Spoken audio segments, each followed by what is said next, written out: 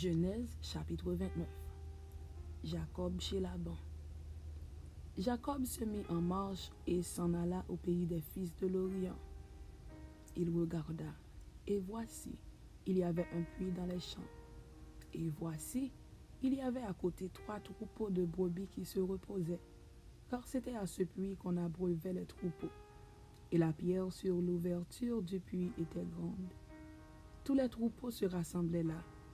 On roulait la pierre de dessus l'ouverture du puits, on abreuvait les troupeaux, et l'on remettait la pierre à sa place sur l'ouverture du puits.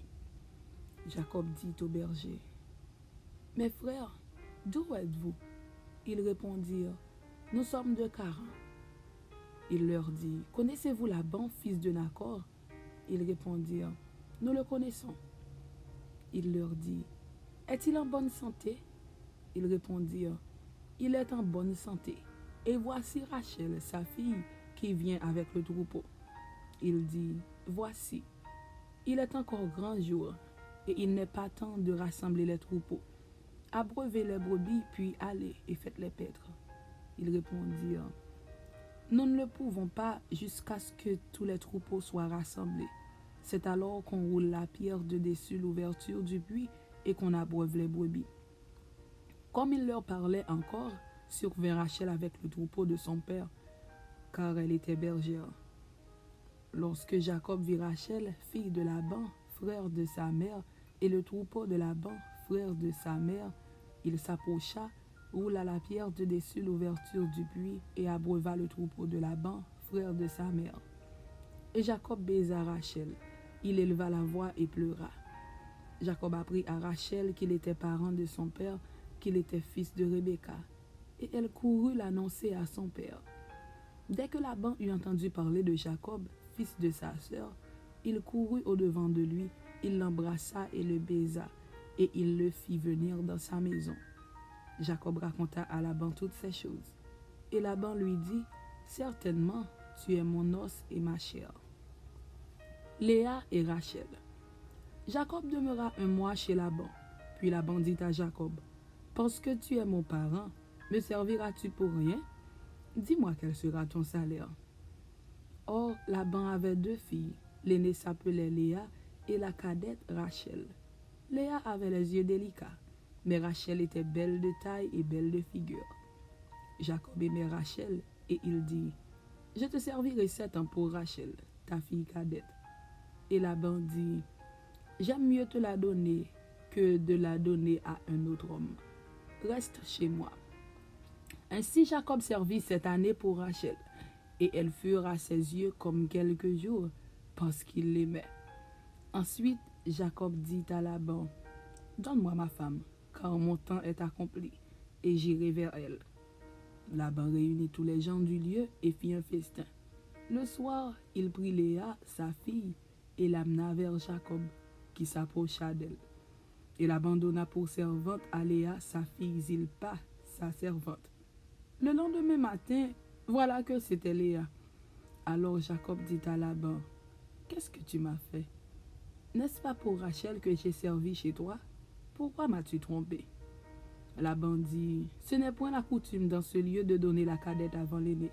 Achève la semaine avec celle-ci, et nous te donnerons aussi l'autre pour le service que tu feras encore chez moi pendant 7 nouvelles années. » Jacob fit ainsi, et il acheva la semaine avec Léa.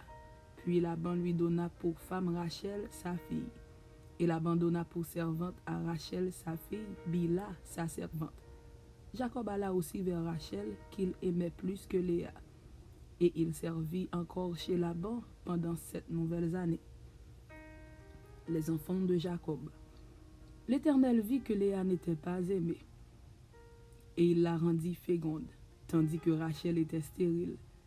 Léa devint enceinte et enfanta un fils à qui elle donna le nom de Ruben, car elle dit, « L'Éternel a vu mon humiliation, et maintenant mon mari m'aimera. » Elle devint encore enceinte et enfanta un fils, et elle dit, « L'Éternel a entendu que je n'étais pas aimée, et il m'a aussi accordé celui-ci. » Et elle lui donna le nom de Siméon. Elle devint encore enceinte et enfanta un fils, et elle dit, « Pour cette fois, mon mari s'attachera à moi, car je lui ai enfanté 3 fils. » C'est pourquoi on lui donna le nom de Lévi. Elle devint encore enceinte et enfanta un fils.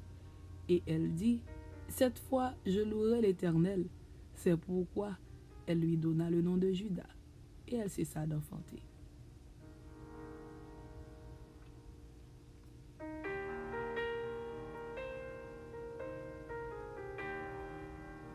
Genèse chapitre 30. Lorsque Rachel vit qu'elle ne donnait point d'enfant à Jacob, elle porta envie à sa sœur et elle dit à Jacob, donne-moi des enfants ou je meurs. La colère de Jacob s'enflamma contre Rachel et il dit, suis-je à la place de Dieu qui t'empêche d'être féconde? Elle dit, voici ma servante Bila, va vers elle, qu'elle enfante sur mes genoux et que par elle j'ai aussi des fils. Et elle lui donna pour femme Bila, sa servante. Et Jacob alla vers elle. Bila devint enceinte et enfanta un fils à Jacob. Rachel dit, Dieu m'a rendu justice, il a entendu ma voix et il m'a donné un fils. C'est pourquoi elle l'appela du nom de Dan. Bila, servante de Rachel, devint encore enceinte et enfanta un second fils à Jacob.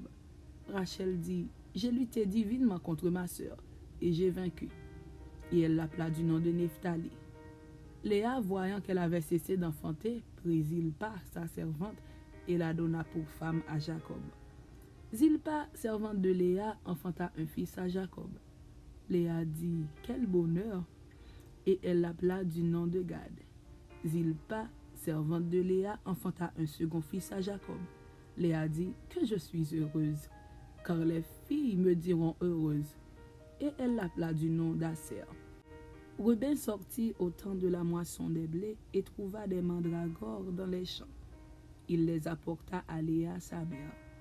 Alors Rachel dit à Léa, donne-moi, je te prie, des mandragores de ton fils. Elle lui répondit, est-ce peu que tu aies pris mon mari pour que tu prennes aussi les mandragores de mon fils? Et Rachel dit, eh bien, il couchera avec toi cette nuit pour les mandragores de ton fils.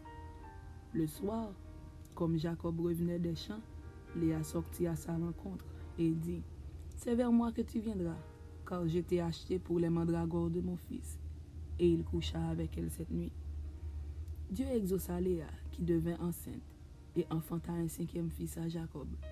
Léa dit, Dieu m'a donné mon salaire parce que j'ai donné ma servante à mon mari. Et elle l'appela du nom d'Issachar. Léa devint encore enceinte et enfanta un sixième fils à Jacob. Léa dit, Dieu m'a fait un beau don.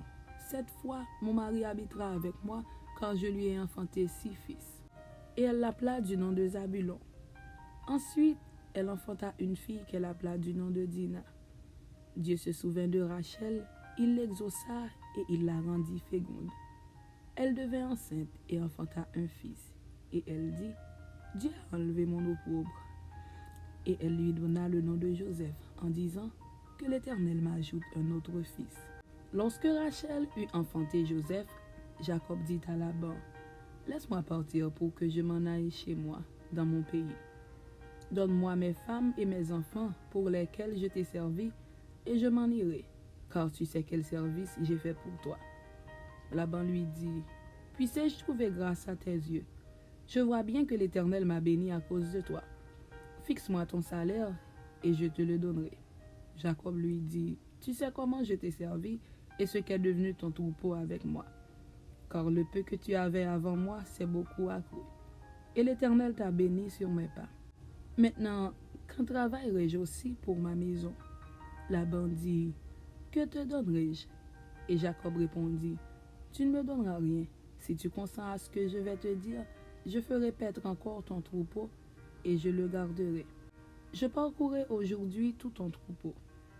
Mais à part parmi les brebis, tout agneau tacheté et marqueté, et tout agneau noir, et parmi les chèvres, tout ce qui est marqueté et tacheté. Ce sera mon salaire.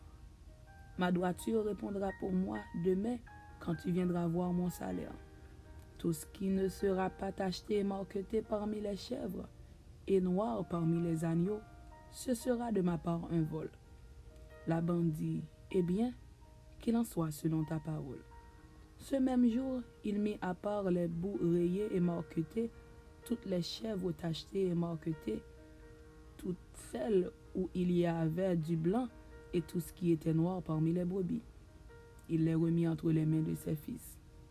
Puis il mit l'espace de 3 journées de chemin entre lui et Jacob. Et Jacob fit paître le reste du troupeau de Laban. Jacob prit des branches vertes de peuplier, d'amandier et de platane. Il y pela des bonnes blanches, mettant à nu le blanc qui était sur les branches. Puis il plaça les branches qu'il avait pelées dans les auges, dans les abreuvoirs, sous les yeux des brebis qui venaient boire, pour qu'elles entrassent en chaleur en venant boire. Les brebis entraient en chaleur près des branches, et elles faisaient des petits rayés, tachetés et marquetés. Jacob séparait les agneaux, et il mettait ensemble ce qui était rayé et tout ce qui était noir dans le troupeau de Laban. Il se fit ainsi des troupeaux à part, qu'il ne réunit point au troupeau de Laban. Toutes les fois que les brebis vigoureuses entraient en chaleur, Jacob plaçait les branches dans les auges sous les yeux des brebis pour qu'elles entrassent en chaleur près des branches. Quand les brebis étaient chétives, il ne les plaçait point, de sorte que les chétives étaient pour Laban et les vigoureuses pour Jacob. Cet homme devint de plus en plus riche. Il eut du menu bétail en abondance, des servantes et des serviteurs, des chameaux et des ânes. Amen. C'était Genèse chapitre 29 et Genèse chapitre 30. Que Dieu vous bénisse. Amen.